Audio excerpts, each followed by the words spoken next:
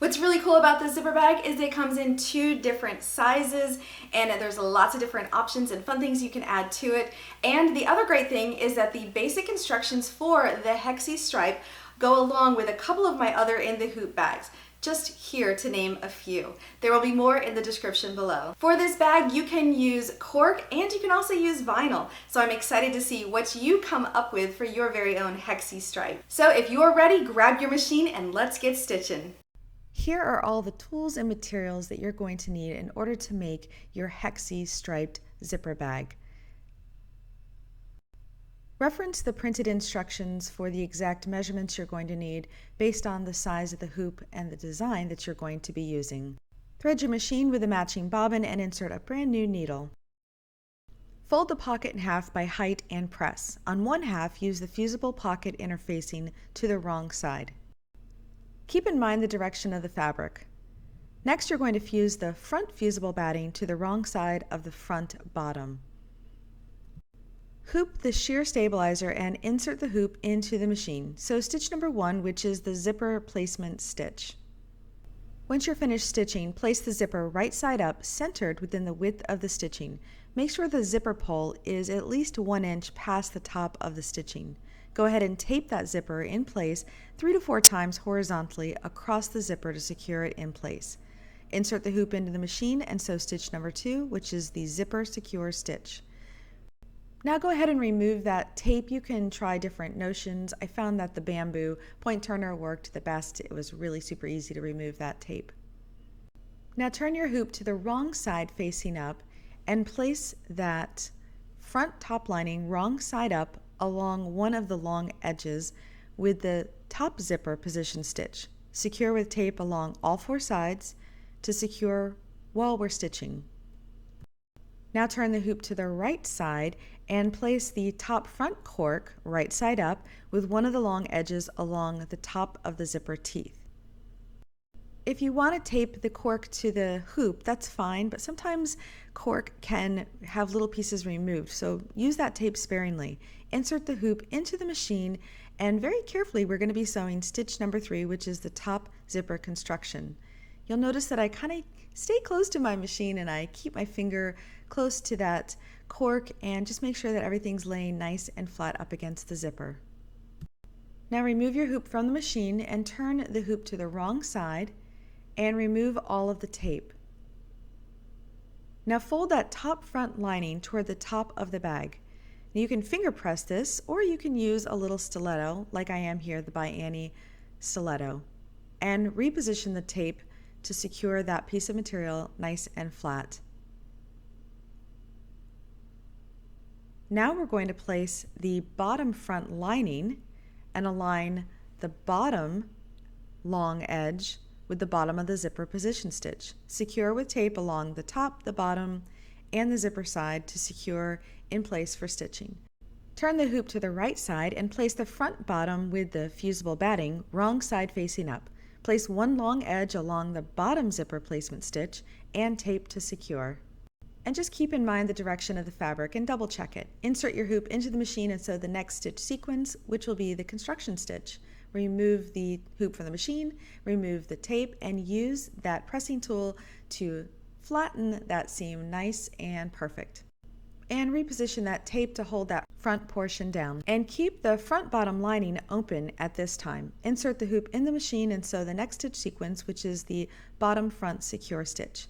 Now go ahead and sew the next stitch sequence, which is the Hexi stripe position stitch. Place the front cork stripe over the position stitch and secure with tape. Place a large piece of clear water-soluble stabilizer to cover the entire front of the bag. Secure with tape on all 4 sides. Now this is going to help the cork piece lay flat and avoid getting caught up on the presser foot. While stitching the next 2 stitches, remain close to your machine just in case that presser foot does get caught, and go ahead and sew stitch number 7 and 8.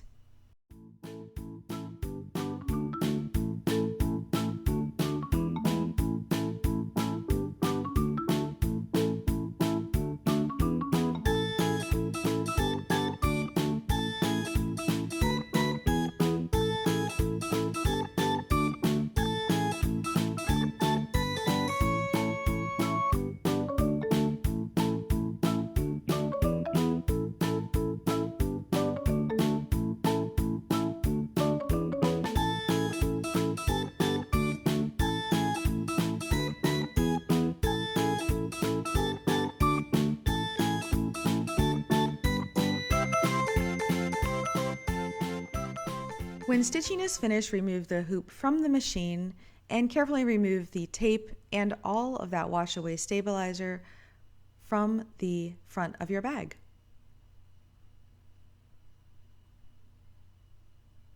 Now turn your hoop to the wrong side and remove the tape from that front bottom lining. Fold that front bottom lining toward the bottom of the bag and use a pressing tool to smooth out that seam. Go ahead and secure that front bottom lining with some tape and place the back lining right side facing down, covering all of the stitching areas. You might want to pull your pieces back just to double check that you are covering all of that stitching, and secure with tape. I like to go across the top and the bottom, and if you can take that tape and actually touch the plastic of the hoop, it'll help secure it. Now turn the hoop to the right side, and now we are going to attach our D-ring. Insert the cork loop through the D-ring and align the raw edges. Draw an imaginary line connecting the stitching on the Hexi stripe and the top cork. Place the two raw edges of the D-ring cork a ½ inch outside of that imaginary line, and then center it between the bottom of the zipper and the Hexi stripe cork.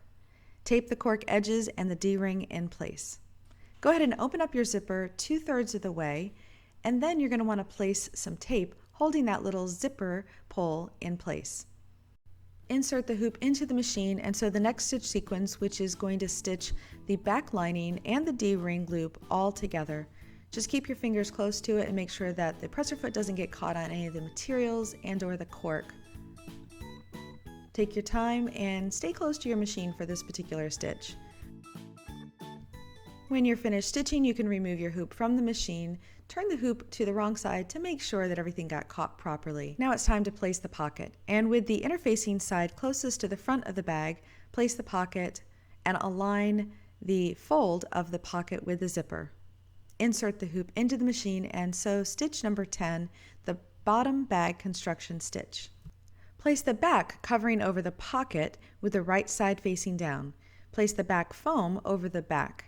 Insert the hoop into the machine and sew stitch number 11, the final construction stitch. Once you're finished stitching, you can remove all the materials from the hoop and very carefully cut all the way around, leaving about 1/4 inch. You can miter the corners, and at the opening, you're going to leave at least a ½ inch seam allowance. This will help when you're turning your bag right side out, and it'll also help to give you something to hold on to for hand stitching. To help remove some bulk, go ahead and do some grading, just cutting off that seam allowance inside different seam allowances. Maybe some of the materials at 1/8 inch, some at 1/4 inch, but ultimately you want them to be different lengths. So turning right side out and hand sewing is easy. Turn this bag right side out one time with the easy point and turner. And then you're going to also use a bamboo point turner to get those corners nice and crisp.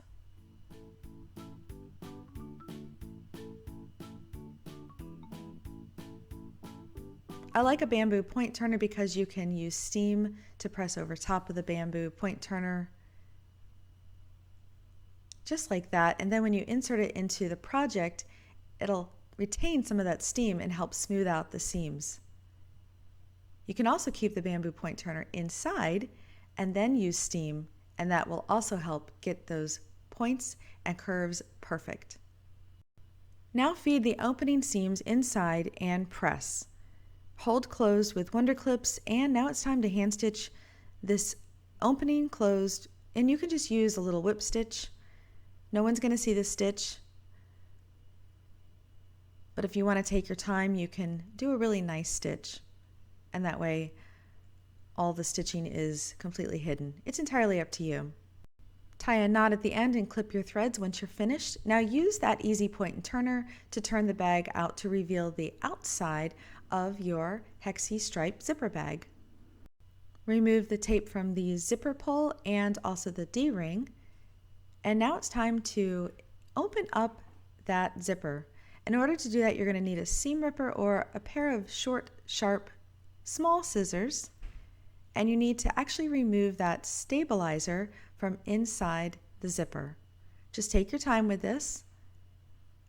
I find that a combination of the seam ripper and the little scissors Works really great.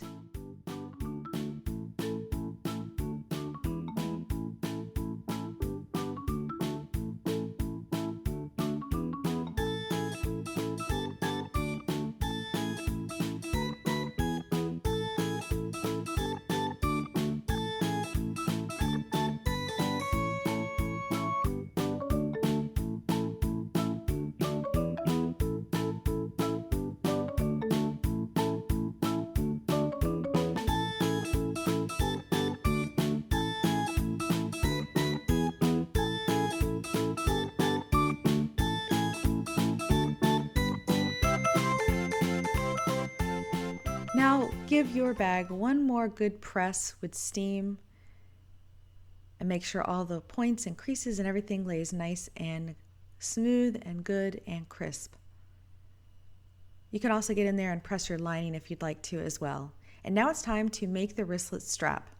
Set your sewing machine up with a standard presser foot and a universal needle. Fold the wristlet strap in half lengthwise with wrong sides together. Use wonder clips to clip in place, and then you're going to edge stitch 1/8 of an inch from the edges on both sides. Slip one end of the wristlet strap into the hook ring and fold over about 1/2 inch. Place the other end of the wristlet strap over the folded end and clip in place. Sew across to secure.